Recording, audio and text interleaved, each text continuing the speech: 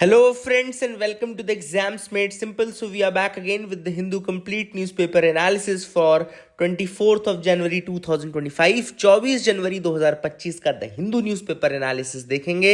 और शुरू करने से पहले आपको बता दूं कि करंट अफेयर्स की जो साल भर की रिवीजन सीरीज है, जिन लोगों ने साल भर अच्छे से नहीं पढ़ा है, किसी कारण से नहीं पढ़ पाए हैं, रिवीजन नहीं कर पाए, नोट्स नहीं बना पाए हैं, तो वो लोग उसको ज्वाइन कर सकते हैं फॉर यूपीएससी 2025। पूरे साल भर का करंट अफेयर्स उसमें रिवाइज किया जाएगा along with budget and economic survey parts as well.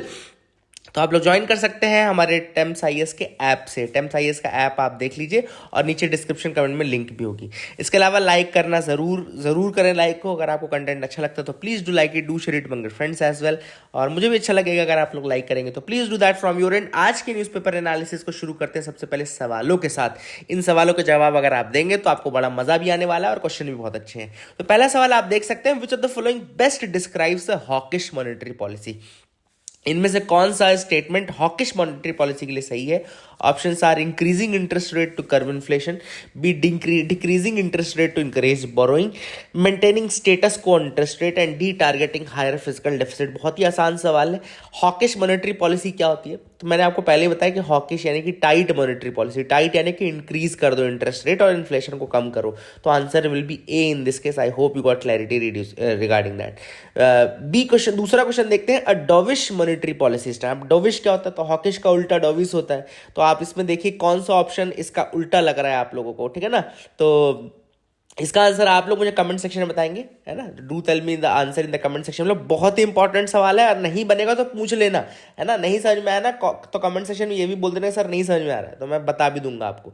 हाँ, तीसरे सवाल पे आते हैं। The current account of the balance of payment includes which of the following. तो आपको पता है बैलेंस ऑफ पेमेंट के अंदर करंट अकाउंट होता है, कैपिटल अकाउंट होता है। तो उसमें होता है करंट अकाउंट में कौन कौन सी चीजें होती हैं। इसमें ऑप्शन आपके सामने है। Trade in goods and services, remittances from abroad, foreign direct investment. Which of the following is the correct? 1 and 2, 1 and 3, 2 and 3 या 1, 2, 3? तो इसका जो करेक्ट आंसर है मैं बताता हूँ, 1 and 2 है ना? 3 नहीं है। 3 कैपिटल अकाउंट का हिस्सा हो जाता है। करंट अकाउंट में trade in goods and services आ जाता है ना? Trade in visibles, trade invisibles, ये जो हम बोलते हैं। रेमिटेंसेज फ्रॉम अब्रॉड आता है, ठीक है ना? तो that is 3 questions for today. I hope you got clarity regarding that as well. Start करते हैं आज के न्यूज़पेपर एनालिसिस को फ्रॉम द हिंदू नाउ। दूसरे पेज पे आते हैं। पहली न्यूज़ जो आपको दिख रही है, use of loud speakers not crucial for any religion says Bombay high court. तो अब बॉम्बे हाई कोर्ट का एक नया जजमेंट आया है which is quite important. Use of loud speakers is not an essential part of any religion. तो सबसे पहली बात तो मैं आपको बहुत इंपॉर्टेंट इसका एक बैकग्राउंड बता दूं कि केस का बैकग्राउंड नहीं, इससे एक रिलेटेड एक चीज़ का, कि इसमें एक essential part of religion doctrine है। Essential part of religion doctrine जो है वो 1954 का एक सुप्रीम कोर्ट का केस है जिसको शिरूर मठ केस बोलते हैं। शिरूर मठ केस बोलते हैं। तो कई बार ऐसी प्रैक्टिसेस हैं जो कि सुप्रीम कोर्ट में जाती रहती थी कि यार ये नहीं करने दे रहे हैं, वो नहीं करने दे रहे हैं। तो सुप्रीम कोर्ट ने एक डॉक्ट्रीन बना दी जिसका नाम उन्होंने रखा essential religious practices doctrine. Essential religious practices doctrine. और कहा कि only those practices which are integral to the religion are protected under article 25। मतलब कि आर्टिकल 25 के अंदर केवल वही प्रैक्टिसेस प्रोटेक्टेड हैं जो कि एसेंशियल रिलीजियस प्रैक्टिसेस हैं, मतलब जिनके बिना काम चल ही नहीं सकता। And non essential practices are subject to regulation. Non essential practices will be subject to regulation. तो ये केस जरूर याद रखना। ये है शिरूर मठ केस, है ना? शिरूर मठ केस 1954। बहुत इंपॉर्टेंट केस बता रहा हूं आप लोग को, है ना? ये आपको इतना बेसिक कोई नहीं बताएगा, तो please make sure you remember that. फिर 2018 का चाहे सबरीमाला आप केस देख लो, उसमें भी विमेन एंट्री पे जो बैन लगा था, उसमें सुप्रीम कोर्ट ने इसी डॉक्ट्रिन को बोला कि it is not essential to the religion to stop the women there, है ना? तो इसी यही डॉक्ट्रिन थी। देन ट्रिपल तलाक केस था। ट्रिपल तलाक केस में Shayara Bano versus Union of India case आप देखो, तलाक बिद्दत जो था, instant triple talaq, it was not an essential part of the religion. तो ये भी वहां पे भी यही बोला गया। हिजाब बैन केस में भी यही बोला गया कि वियरिंग हिजाब is not an essential practice, है ना?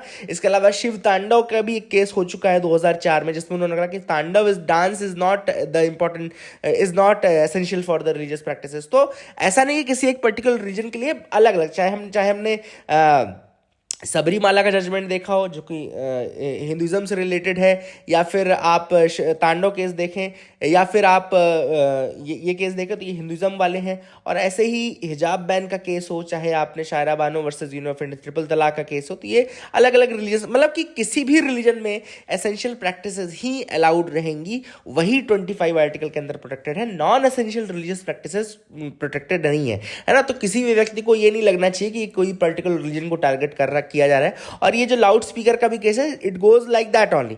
अब जरूरी नहीं कि किसी एक पर्टिकुलर रिलीजन से ही हम इसको जोड़ करके देखें, ये प्रैक्टिस कहीं पे भी किसी भी रिलीजन में हो सकती है ना।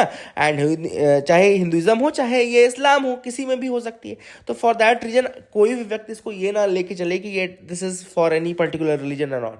तो हाई कोर्ट ने यही कहा है स्टेट गवर्नमेंट को कि to direct the religious institutions, चाहे कोई भी रिलीजियस इंस्टीट्यूशन हो, चाहे किसी भी नेचर का हो, to adopt the mechanisms for controlling noise levels including calibrated sound system. मतलब कि आप नॉइस लेवल्स को कंट्रोल करें और कैलिब्रेटेड साउंड सिस्टम्स लगाएं जिसमें ऑटो डेसिबल लिमिट्स हो, है ना, ताकि वो नॉइस पोल्यूशन के लिमिट्स को क्रॉस ना करें। इनफैक्ट 2000 में in the year 2000 there was a noise pollution regulation and control rules. Noise pollution regulation and control rules 2000 में आए थे, जिसमें डेसिबल लिमिट्स और ये सारी चीजें मेंशन्ड है, उससे ज्यादा नहीं होना चाहिए। तो I hope you got clarity regarding that as well, आपको समझ में आ गया होगा। आगे मूव करते हैं। Centre yet to give approval to Tamil Nadu Kaveri South Vellar link project. तो यहाँ पे सुप्रीम कोर्ट ने ये देखा है कि सेंटर ने अभी तक अप्रूवल नहीं दिया है for Kaveri South Vellar link project. तो ये दोनों रिवर्स हैं, कावेरी भी रिवर है, साउथ वेल्लार एक सीजनल रिवर है तमिलनाडु की। और ये आपको याद रखना 2021 में ये मांगा गया था लिंक करने के लिए, लेकिन अभी तक ये दिया नहीं है सेंटर ने। तो सुप्रीम कोर्ट वही देख रहा है, अब देखो क्या बोलता है। साउथ वेल्लार आपको बता दूं, इट्स अ सीजनल रिवर जो कि which is in the state of Tamil Nadu and it is part of the Vellar river basin. तो वेल्लार रिवर बेसिन का हिस्सा है। एंड इसकी डिटेल्स थोड़ी और बता दूं कि it originates in the Perumal Malai hills, जो कि Sivaganga district of Tamil Nadu है, वहाँ से ये ओरिजिन होती है ना। And it merges with the Bay of Bengal, Bay of Bengal में फिर फाइनली मर्ज होती है and it flows towards the east direction में फ्लो होती है and finally merges with the Bay of Bengal. तो I hope you got clarity regarding that as well. आगे move करते देखते और क्या इंपॉर्टेंट न्यूज आर्टिकल्स हैं। यहाँ पे है tungsten mining centre decides to annul the auction of mineral block in Madurai. तो यहाँ पे टंगस्टन माइनिंग का पहले इन्होंने अप्रूवल दे दिया था। कहाँ पे? मदुरई में एक टंगस्टन का ब्लॉक है जिसको बोलते हैं नयाकर पट्टी इन मदुरई डिस्ट्रिक्ट। तो वहां पर ये टंगस्टन माइनिंग की जा सकती थी, लेकिन सेंटर ने उसको एनल कर दिया है, मतलब उसको अब रिजेक्ट कर दिया है, हटा दिया है। क्योंकि वहां पे पहले तो लोगों ने बहुत ज्यादा प्रोटेस्ट किया कि वहां ना किया जाए, और उसके अलावा decision was taken considering the importance of biodiversity heritage site in the region. And इसके अलावा उन्होंने ये भी कहा कि ठीक है, we are very much concern with the rights of the traditional rights of the people, and इसी कारण से हम ये माइनिंग नहीं करेंगे। तो पहले इन्होंने अप्रूवल दे दिया था टंगस्टन माइनिंग का नयाकर पट्टी मदुरई, लेकिन अब वो नहीं की जाएगी, उसको हटा दिया गया है, ठीक है ना। Indian navy vessel finishes hydrographic survey of Mauritius. तो इंडियन नेवी का जो आईएनएस सर्वेक्षक है उसने फाइनल फेज ऑफ हाइड्रोग्राफिक सर्वे जो मॉरिशस का करना था वो कंप्लीट कर लिया है। तो पहले मैं आपको बता दूं ये किसके अंतर्गत किया है। ये एक है प्रोजेक्ट, हमारा इनिशिएटिव है सागर इनिशिएटिव। तो हमारे सागर इनिशिएटिव का मतलब क्या है और क्या किया जाता है? सागर इनिशिएटिव का मतलब है security and growth for all in the region, security and growth for all in the region. And ये लॉन्च किया गया था 2020 में to strengthen the maritime cooperation, build sustainable partnership and assist the countries in the Indian Ocean region. तो वही है कि maritime cooperation को बढ़ावा देने के लिए, सस्टेनेबल पार्टनरशिप्स को बनाने के लिए एंड असिस्ट करने के लिए कंट्रीज को in the Indian Ocean region ये स्टार्ट किया गया था मिशन सागर।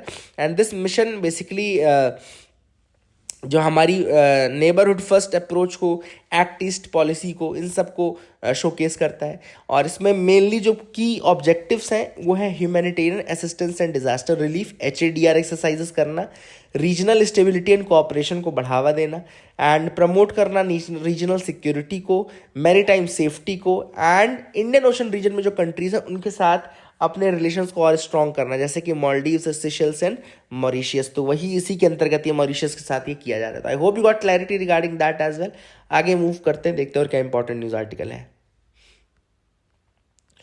तो यहाँ पे आप बड़े मेरे साथ, the hidden dangers of rhodamine B, a global and local perspective. तो यहाँ पे जो बात चल रही है वो रोडामाइन बी के यूज पे चल रही है। तो let's see one by one. Rhodamine B है क्या, पहले तो बता दूं। रोडामाइन बी एक सिंथेटिक डाई है जो कि यूज की जाती है इंडस्ट्रीज में, जैसे कि टेक्सटाइल, पेपर, लेदर इंडस्ट्री हो गई, and is a toxic and is linked to many health issues also, है ना, जैसे कि कैंसर से रिलेटेड भी है ये रोडामाइन बी। सिंथेटिक डाई है, इंडस्ट्रीज में यूज होती है, टेक्सटाइल, पेपर एंड लेदर। पहले तो ये याद रखना है ना, एक तो क्वेश्चन यहीं पे आ जाएगा यूपीएससी का आपको रोडामाइन बी का। दूसरा याद रखना कि बहुत सारी कंट्रीज ने इसको बैन कर रखा है, जैसे कि यूनाइटेड स्टेट्स की बात करें तो एफडीए ने, यानी कि फूड एंड ड्रग एडमिनिस्ट्रेशन जो यूएसए का है, उसने इसको बैन कर रखा है फूड प्रोडक्ट्स में due to evidence of its carcinogenicity. मतलब कि इसका कार्सिनोजन है, इसके अंदर कार्सिनोजेनिक है ये, मतलब कि ये कैंसर फैला सकता है। कार्सिनोजेनिक का मतलब होता है कैंसर फैलाने वाला। यूरोपियन यूनियन ने भी रोडामाइन बी को क्लासिफाई किया है as a substance of very high concern and ban किया है इसका यूज कॉस्मेटिक्स में 1990 से, साइटिंग कार्सिनोजेनिक, है ना।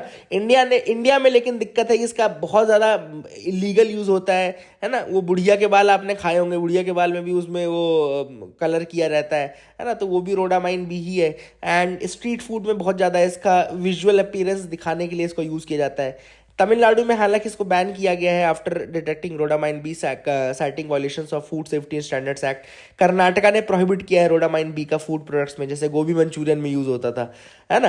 पुडुचेरी, हिमाचल प्रदेश ने बैन किया है production and sale of cotton candy containing rhodamine B, है ना। तो अलग अलग जगह अलग अलग तरीके से किया गया, लेकिन अभी भी स्टडी ने कहा है कि बहुत ज़्यादा अगर रोडामाइन बी के साथ प्रोलॉन्ग आपका एक्सपोजर रहेगा तो ये डीएनए डैमेज भी कर सकता है, ऑक्सीडेटिव स्ट्रेस कर सकता है, ट्यूमर ग्रोथ कर सकता है, ठीक है ना। And it is very risky for children, elderly and जो इम्यूनो कॉम्प्रोमाइज्ड इंडिविजुअल्स हैं उनको बहुत ज़्यादा नुकसान करता है।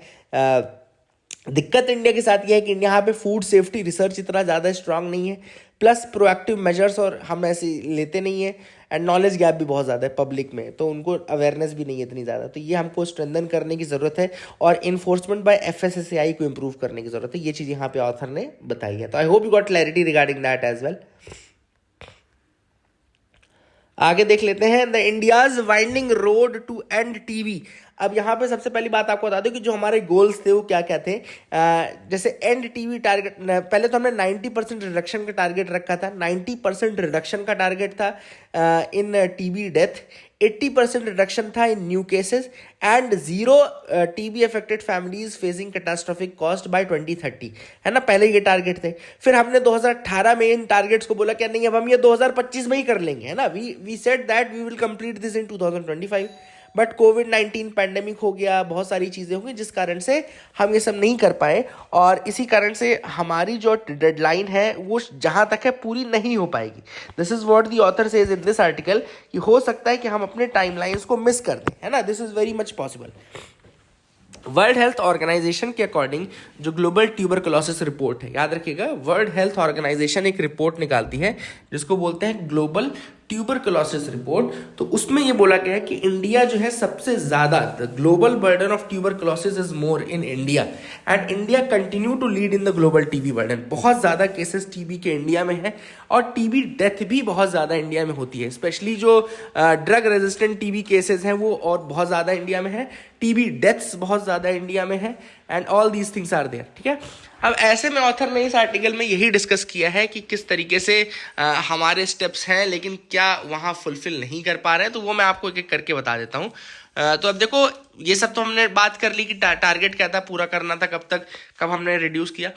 की चैलेंजेस क्या है? सबसे पहले टीबी बर्डन बहुत ज़्यादा है, वल्नरेबल ग्रुप्स इंडिया में बहुत ज़्यादा है, जैसे कि बहुत सारे लोग माइनिंग में काम करते हैं, स्टोन कार्विंग में काम करते हैं, they are at high risk, जैसे सिलिकोसिस हो जाता है, अंडर न्यूट्रिशन हो जाता है, माइग्रेंट वर्कर्स जो हैं बेसिकली वो फोर्स्ड रहते हैं, तो उनको भी हो जाता है। ड्रग शॉर्टेज बहुत ज़्यादा है, मतलब हमारे यहाँ जो सप्लाई चेन है ड्रग्स की वो बहुत ज़्यादा डिसरप्ट होती रहती है। एक्स्ट्रा पल्मोनरी टीबी, ये अलग से नोट कर लेना अपने नोट्स में, एक्स्ट्रा पल्मोनरी टीबी क्या होता है, ये अनडिटेक्टेड रह जाती है, अनडायग्नोज डायग्नोज हो जाती है। क्यों? क्योंकि इसके सिम्टम्स बहुत वेग रहते हैं, मतलब बहुत ज़्यादा प्रॉपर सिम्टम्स टीबी के आपको नहीं दिखेंगे एक्स्ट्रा पल्मोनरी टीबी में। एंड मतलब बहुत सारे जनरल प्रैक्टिशनर्स तो पता भी नहीं कर पाते, एंड इसी कारण से कई बार किसी दूसरी चीज़ का इलाज करना शुरू कर देते हैं ना। तो इसके एक्स्ट्रा पल्मोनरी टीबी भी एक कंसर्न है ना। तो I hope you got clarity. Then resources constraints हैं, इनएडिक्वेट एक्सेस है मॉलिक्यूलर डायग्नोस्टिक, जैसे सीबी नेट हो गया, ट्रू नेट हो गया, ये अलग अलग डायग्नोस्टिक्स टेक्निक्स हैं for TB, CB NAAT and Truenat. लेकिन रूरल एरियाज में ये सब आपको नहीं मिलेगा, तो that is again a thing, है ना। अब ऑथर ने कुछ रिकमेंडेशंस दिए हैं, जैसे कि कम्युनिटी इन्वॉल्वमेंट, है ना। तो यहाँ पे इडुक्की का डिस्ट्रिक्ट का, केरला का, और इन्होंने एग्जाम्पल दिया, केरला में कुडुम्बश्री करके एग्जाम्पल दिया है, कम्युनिटी पार्टिसिपेशन की बात की है, एंड कहा कि आप कम्युनिटी पार्टिसिपेशन करो, सक्सेसफुल मॉडल्स को फॉलो करो, एंड एक्टिव केस फाइंड करो, जैसे कि वियतनाम में किया गया है। इंडिया को भी एक्टिव केस फाइंडिंग करना चाहिए। Then training and sensitisation, awareness बढ़ाओ, सप्लाई चेन को स्ट्रेंथन करो, और global knowledge sharing, that will always be a solution, है ना। तो I hope you got clarity regarding this article as well, ये भी आपको समझ में आ गया होगा। अगला देख लेते हैं क्या है। अगला यहाँ पे लिखा हुआ है birthday for the election commission of India. तो ग्रे बर्थडे इसलिए लिखा गया है क्योंकि बहुत सारी चीजें हैं जो ट्रांसपेरेंसी नहीं है इलेक्शन कमीशन में अभी भी। बीच में अभी इलेक्शन कमीशन के रूल्स में भी, आपने इलेक्शन रूल्स में भी देखा था ना, जिसमें बोला उन्होंने कि जो जनता है, सिविलियंस है, उनको वीडियो रिकॉर्डिंग, कैमरा रिकॉर्डिंग, ये सब मांगने का अधिकार नहीं रहेगा। तो वो भी एक इशू है जो कि ट्रांसपेरेंसी पे सवाल उठाती है। तो थोड़े से कुछ फैक्चुअल चीजें आपको बता दूं। फैक्चुअल चीज है, इलेक्शन कमीशन का एस्टेब्लिशमेंट हुआ था 25 जनवरी 1950, 25 जनवरी 1950 याद रखिएगा, एंड रिपब्लिक डे के एक दिन पहले। और इसी को सेलिब्रेट किया जाता है नेशनल वोटर डे के रूप में, नेशनल वोटर डे के रूप में सेलिब्रेट किया जाता है। एंड पहले जो चीफ इलेक्शन कमिश्नर थे इंडिया के, वो सुकुमार सेन थे, याद रखिएगा। The first chief election commissioner of India was Sukumar Sen, and इन्होंने सर्व किया था 1950 से 1958 तक। तो पहले जनरल इलेक्शन थे 50 एंड 52 में, वो इन्होंने ही करवाए थे। और यही इस आर्टिकल में लिखा भी गया है कि जो इलेक्शन कमीशन है उसको ट्रांसपेरेंसी को इम्प्रूव करना चाहिए, क्रेडिबिलिटी को इम्प्रूव करना चाहिए, क्योंकि फ्री एंड फेयर इलेक्शन जो है वो सबसे इंपॉर्टेंट पार्ट है डेमोक्रेसी का, एंड वो इफेक्ट नहीं होना चाहिए। Is France's influence in West Africa over? अब ये जो आर्टिकल लिखा गया है, ये लिखा गया है बिकॉज ऑफ फ्यू थिंग्स, जैसे कि फ्रांस को अभी रिसेंटली कुछ कंट्रीज ने अपने यहाँ से भगा दिया। वेस्टर्न अफ्रीकन कंट्रीज में फ्रांस बहुत ज़्यादा स्टेशन था, क्योंकि कॉलोनियल टाइम से उनके ऊपर कंट्रोल था फ्रांस का। तो बता दो कौन कौन सी कंट्रीज थी। तो चैड हो गई, जैसे चैड, आइवरी कोस्ट हो गई, आइवरी कोस्ट हो गई। वहाँ के प्रेसिडेंट ने अनाउंस किया कि फ्रेंच ट्रूप्स जो है विड्रॉ कर जाएंगी। चैड ने कह दिया था कि ये विड्रॉ कर जाएंगे, and they have withdrawn also, है ना। तो चैड, इसके अलावा जो पहले को कंट्रीज थी वेस्टर्न अफ्रीकन, माली, नाइजर, बुर्किना फासो, यहाँ से भी फ्रेंच ट्रूप्स का विड्रॉल हो चुका है ना। तो that is a major blow for France's influence in the region. Author का ये कहना है कि ये फ्रांस का इन्फ्लुएंस जो है रीजन से बिल्कुल घट चुका है कुल मिला करके, है ना। अच्छा, इसमें टर्म यूज हुआ था फ्रैंका फ्रीक, ये देखिए याद रखिए, फ्रैंका फ्रीक। It refers to the economic, political and military influence of France over these countries। जिस कंट्रीज में आते जैसे सेनेगल, आइवरी कोस्ट, चैड, ये सब जो कंट्रीज थी यहाँ पे, जो फ्रांस का उसका, तो उसको फ्रैंका फ्रीक बोलते हैं। तो कुल कुछ नहीं, एक तो जैसे कि इसका रीजन क्या है, रीजन ये है कि भैया ये एक कॉलोनियल रेमिनेंट है ना। ये जो फोर्सेस थी कॉलोनियलिज्म को दर्शाती थी, कॉलोनियल रेमिनेंट थी। तो कंट्रीज ने बोला कि भैया हम सॉवरेन हैं, हम उसको सॉवरेन रहने दो, और अपनी फोर्सेस को अब यहाँ से हटा दो, जो कॉलोनियल रेमिनेंट है उसको हटा दो। दूसरा, अब वो डाइवर्सिफाई करना चाहती हैं भाई। अफ्रीकन कंट्रीज अब आप देखो तो वो रशिया से भी रिलेशन रखना चाहती हैं, चाइना से भी रखना चाहती हैं, है ना। तो basically for that reason they want to diversify, नहीं चाहते कि किसी एक ग्रुप के साथ वो बंद करके रहें। So for that reason also it was there. I hope you got clarity regarding that as well, समझ में आ गया होगा आपको। आगे मूव करते हैं। यहाँ पे लिखा था CCPA issues notice to Uber, Ola and Apple. तो यहाँ पे central consumer protection authority, CCPA का मतलब क्या है, सेंट्रल कंज्यूमर प्रोटेक्शन अथॉरिटी। तो आपको थोड़ा सा बता दो कि सेंट्रल कंज्यूमर प्रोटेक्शन अथॉरिटी जो है वो एक स्टैट्यूटरी बॉडी है जो कि स्टैब्लिश की गई थी 2020 जुलाई में, और इसको बनाया गया है एक्ट के अंतर्गत, कंज्यूमर प्रोटेक्शन एक्ट 2019 के अंतर्गत बनाया गया है, to protect the rights of consumers in India and ensure that they are not subjected to unfair trade practices और मिसलीडिंग एडवर्टाइजमेंट। तो इंडिया के कस्टमर्स को बचाने के लिए from unfair trade practices and from the misleading advertisements 2019 में एक act आया था, कंज्यूमर प्रोटेक्शन एक्ट, और उसी के अंदर ये स्टैट्यूटरी बॉडी बनाई गई है, सेंट्रल कंज्यूमर प्रोटेक्शन अथॉरिटी, ठीक है ना, 2020 में बनाई गई है। तो I hope you got clarity regarding that as well. इसको हेड करता है चीफ कमिश्नर, एंड इसमें चीफ कमिश्नर की एक टीम भी होती है फॉर गुड सर्विसेज इन्फोर्समेंट, अलग अलग होती हैं. I hope you got clarity regarding that as well. ये भी आपको समझ में आ गया होगा. आगे देखते हैं कुछ और है क्या. तो हाँ, Anuja nominated for best live action short film at 2025 academy awards. तो जो ऑस्कर अवार्ड्स है उसमें अनुजा एक शॉर्ट फिल्म है which was set in New Delhi. It has been received nomination for the live action short film category 97th academy award के लिए. Live action short film category के लिए 97th एकेडमी अवार्ड में इसको रखा गया है. ठीक है ना. And I hope you got clarity regarding that as well. So Anuja को देखते हैं, शायद मिल जाए. So that is it for the day. I hope you got clarity. Thank you. Have a nice day.